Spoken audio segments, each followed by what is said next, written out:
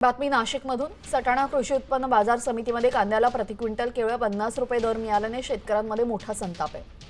उत्पादन खर्चही निघत नसल्याने संतप्त शेतकऱ्यांनी बाजार समिती कार्यालयासमोर ट्रॅक्टर लावून आंदोलन केलं। पोलिसांनी मध्यस्थी केल्यानंतर व्यापाऱ्यांनी 175 रुपये दर केल्याचं मान्य केलं। अवकाळी पाऊस आणि घसरलेल्या दरामुळे शेतकरी सध्या आर्थिक संकटात सापडले।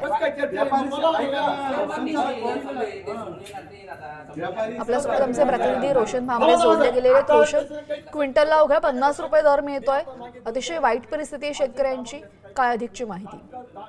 सटाणा कृषी उत्पन्न बाजार समितीमध्ये शेतकरी कांदा विकायला गेला असता त्याच्या कांद्याला अक्षरशः 50 रुपये क्विंटल एवढा भाव देण्यात आला, म्हणजे 5 पैसे किलो तो कांदा विकला गेला। तर संतप्त झालेल्या शेतकऱ्यांनी अक्षरशः आपलं जे ट्रॅक्टर होतं कांद्याने भरलं ते कृषी उत्पन्न बाजार समितीच्या कार्यालयासमोर उभं केलं आणि अक्षरशः डोळ्यात गळ्यात दोर बांधून फाशी घेण्याचा प्रयत्न करत होता। मात्र शेतकऱ्यांनी त्याला अडवलं।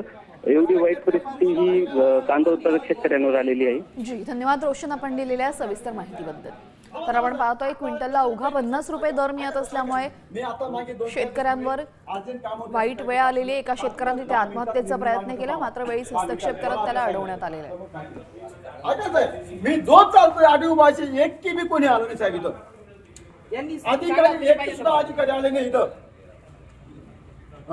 दोन चालतो साहेब, पाणी सुद्धा पेल नाही साहेब, पाणी